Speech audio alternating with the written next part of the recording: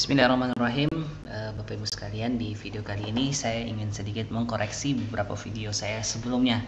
Kalau di 2 atau 3 video sebelumnya ini saya menjelaskan tentang peta Masjidil Haram ini, saya menyebut daerah ini adalah daerah Safa, Bukit Safa.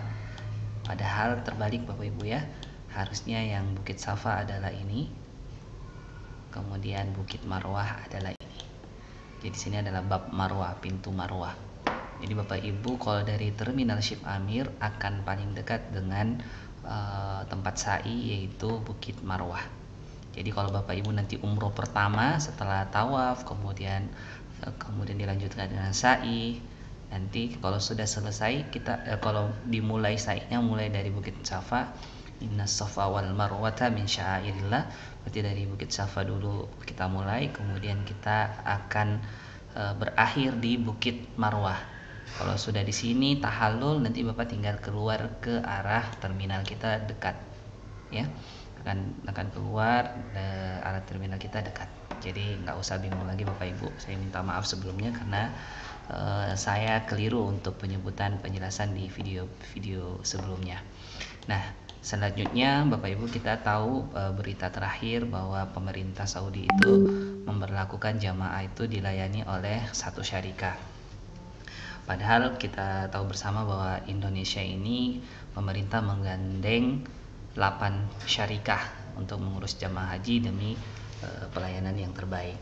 Tapi ada beberapa masalah yang kita bisa lihat sebelumnya, itu kemungkinan dalam satu kloter itu ada 2-3 syarikah di dalamnya, sehingga beberapa kloter itu jamaahnya terpisah antara suami dan istri, antara anak dengan orang tua, antara pendamping, kemudian petugas kloternya juga ada yang terpisah. Tapi mudah-mudahan Bapak Ibu kita berdoa, insya Allah kloter UPG 29 asal Papua ini hanya satu syarikah yang mengurusi kloter UPG 29, sehingga kita bisa satu kloter, satu hotel, kemudian di Arafah Mina pun tetap bersama. Amin amin ya rabbal alamin.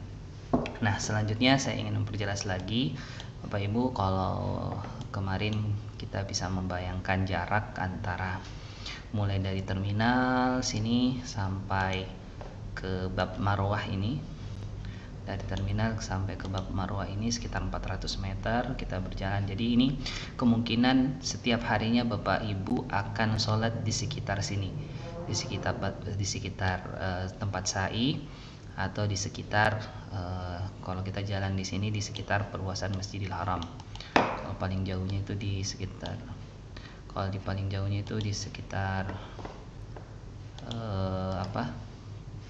di sekitar sini perluasan Masjidil Haram. Kita bisa lihat sini sampai 600 meter atau hampir 1 kilo kita berjalan. Kalau kita mau lewat sampai ke Tower Zamzam, jalan sampai Tower Zamzam itu bisa 1 kilo ya, 1 kilo sampai di sini 1 kilo. Kemudian kalau kita mau dari Zamzam mau sekedar jalan-jalan lagi kemana, ke Jabal Omar, di sini banyak mall juga, Bapak Ibu bisa lihat di sini, itu bisa sampai 1,5 kilo ya. Kalau kita mutar sampai kembali ke Ajat sini ya, kita sekitar berjalan 2,5 kilo ya, 2,5 kilo. Kalau Bapak Ibu sudah biasakan jalan setiap hari di Timika 5 kilo, insya Allah lebih mudah lagi Bapak Ibu sekalian ya.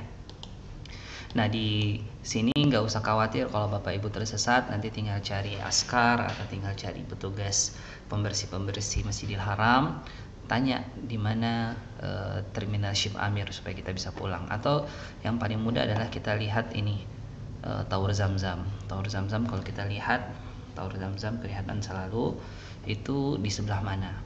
Kalau kita dekat dengan Tower Zamzam, kita bisa kembali ke Tower Zamzam. Kemudian saran saya kita lewat ke jembatan Ajiat ini, baru kita nanti ikut orang tawaf. Nanti tinggal kita masuk ke Bukit Safa, ikuti alur orang sa'i, dan akan keluar di pintu Marwah. Atau misalnya Bapak juga bisa masuk di pintu 90. Pintu 90 itu ada di sekitar sini. Nanti di sini ada ada tangga berjalan di pintu 90 ini. tengah berjalan. Dan di sini biasanya kita bebas masuk, tanpa ihram pun masih bisa masuk. Tempat sholatnya juga nyaman di lantai 1 di sini, dingin. Di sini kita bisa naik, kemudian kita ke arah lantai paling atas, rooftop, terus saja baru nanti kita ikut ini tempat sa'i, dan kita turun di tempat sa'i. Ikut tawaf dan kita akan turun di tempat sa'i, dan akhirnya kita bisa sebagai penanda kita untuk ke terminal kita kembali. Nah, bisa juga Bapak Ibu kalau dari jembatan Ajiat ini bisa langsung belok juga tanpa masuk di Masjidil Haram. Ada jembatan ini terus jalan, dia akan mengikuti tempat kita turun di bus nanti. Cuma hati-hati Bapak Ibu ya, kalau kita keluar di sini jangan langsung belok ke kanan karena ini ada terminal juga. Tapi kita harus ke arah sana, ke arah apa ini, utara kah, barat kah, saya lupa juga, nggak tahu. Jadi ke arah sana, ke arah kita cari penanda kita, yaitu flyover kita di sini ya. Jadi jangan salah terminal ya, di sini juga ada terminal Al-Haram Station.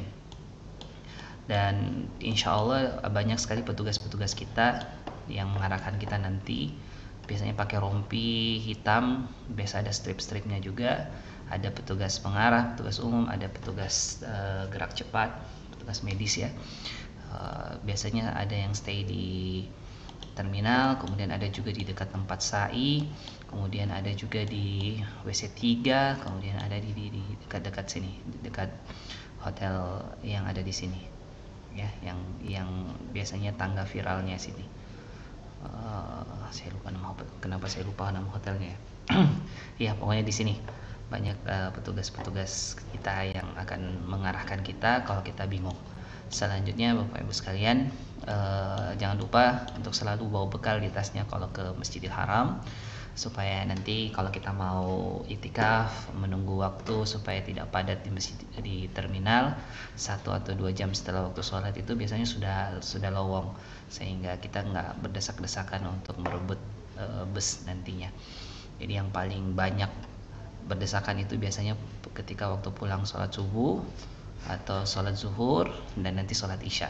Jadi Bapak Ibu bisa atur waktunya, misalnya habis sholat subuh itu kita tawaf kah, atau kita zikir alamat surat kita, zikir pagi dan petang, sampai kemudian waktu isyraq tiba, kemudian kita duha dan baru kita pulang.